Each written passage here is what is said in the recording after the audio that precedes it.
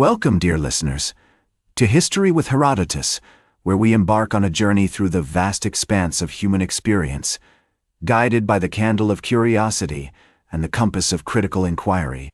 Today we find ourselves in the majestic landscape of ancient Anatolia, where the whispers of a long-forgotten civilization beckon us to explore the fascinating tale of the Hittites.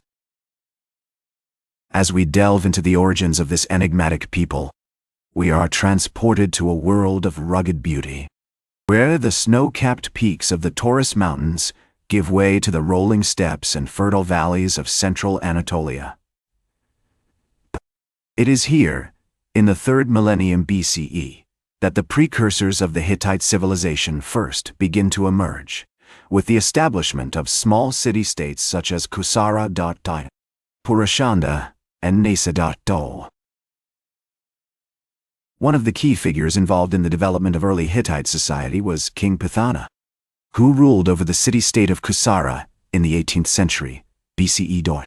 According to ancient sources, Pithana was a powerful leader who united various city-states under his rule and laid the foundations for the eventual rise of the Hittite kingdom.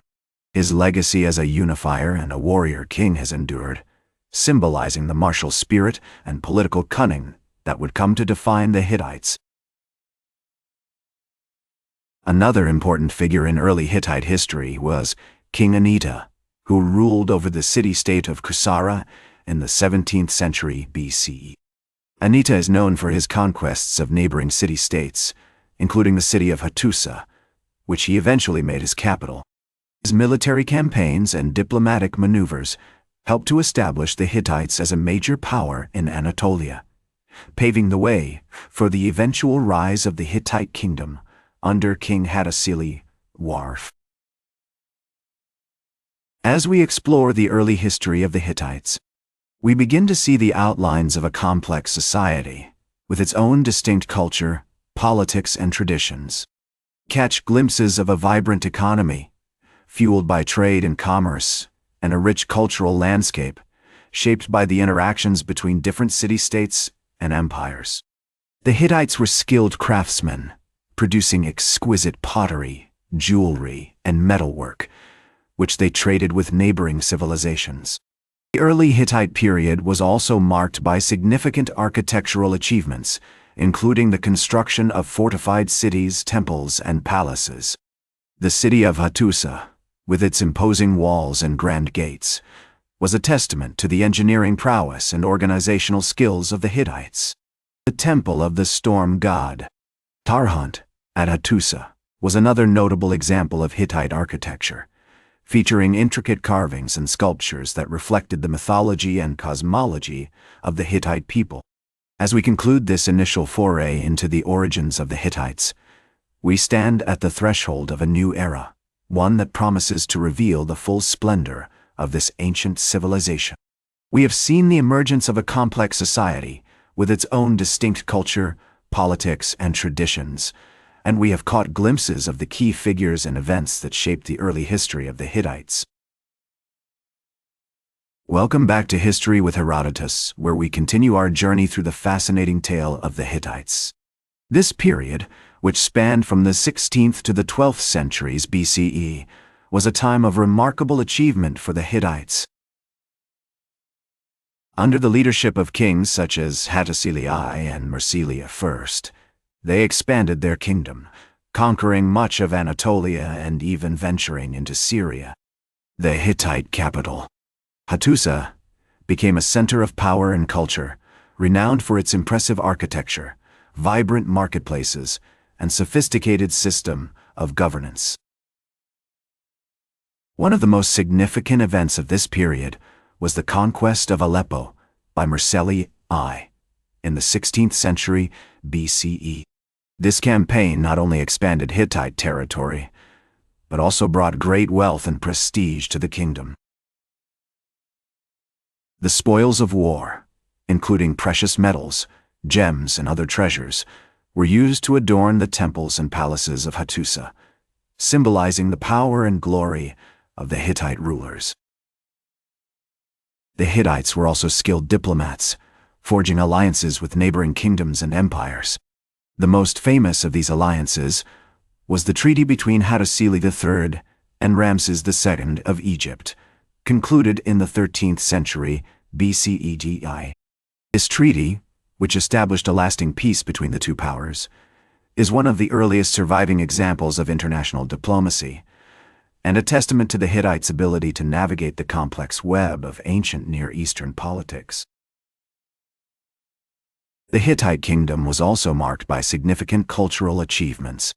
Their system of writing, which utilized a combination of logograms and syllabary, allowed for the creation of intricate literary works, including myths, legends, and historical annals.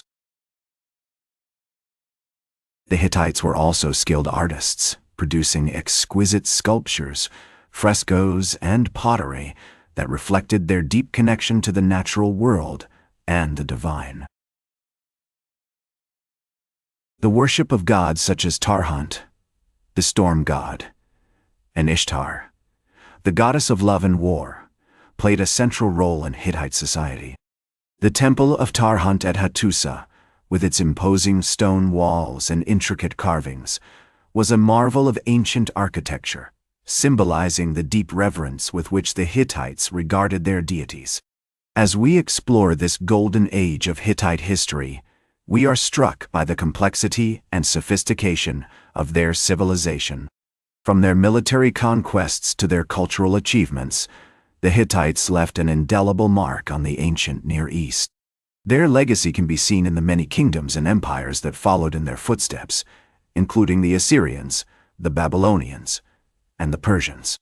And yet, as with all great civilizations, the Hittite kingdom was not immune to decline and fall. But for now, let us bask in the glory of this ancient civilization, marveling at their achievements and appreciating the lasting impact they had on the course of human history. Join me next as we conclude our journey through the tale of the Hittites, exploring the decline and legacy of this fascinating civilization. Welcome back to History with Herodotus, where we conclude our journey through the fascinating tale of the Hittites. The decline of the Hittite kingdom was a gradual process spanning several centuries. One of the primary factors contributing to their demise was internal strife, as rival claimants to the throne vied for power and weakened the central authority. Hittites also faced external pressures from neighboring kingdoms, including the Assyrians and the Sea Peoples, who launched repeated attacks on Hittite territory. Environmental factors also played a significant role in the decline of the Hittite kingdom. A prolonged drought in the 12th century BCE led to crop failures, famine, and economic instability, further weakening the kingdom's foundations. As the Hittite Empire contracted, its former vassals and allies began to assert their independence, leading to the fragmentation of Anatolia into smaller kingdoms.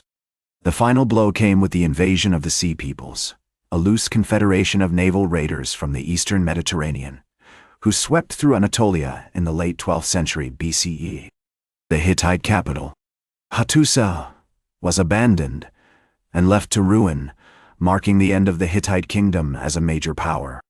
Despite their decline and fall, the Hittites left an indelible mark on the ancient Near East.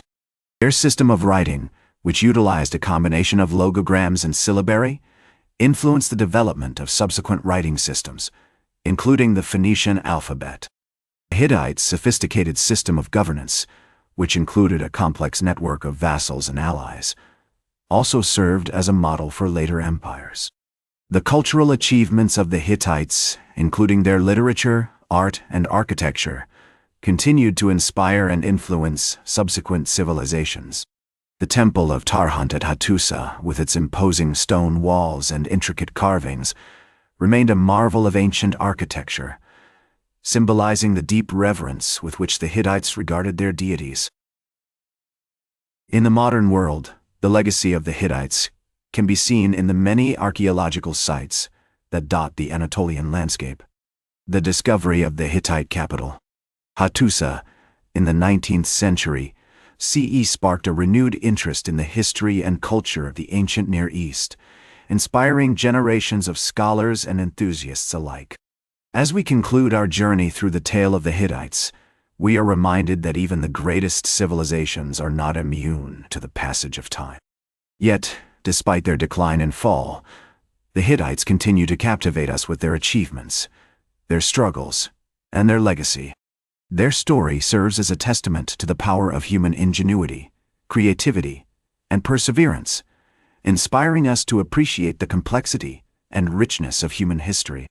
In the words of the Hittite king, Hattusili III, "The gods have given me the land, and I have taken it." The Hittites may have lost their kingdom, but their legacy lives on, a reminder of the enduring impact that human civilizations can have on the world. Join me next time on History with Herodotus as we explore more fascinating tales from the ancient world. That's all for today's History with Herodotus. Remember to like, share, and subscribe. And until next time, remember that to understand the present, we must first understand the past.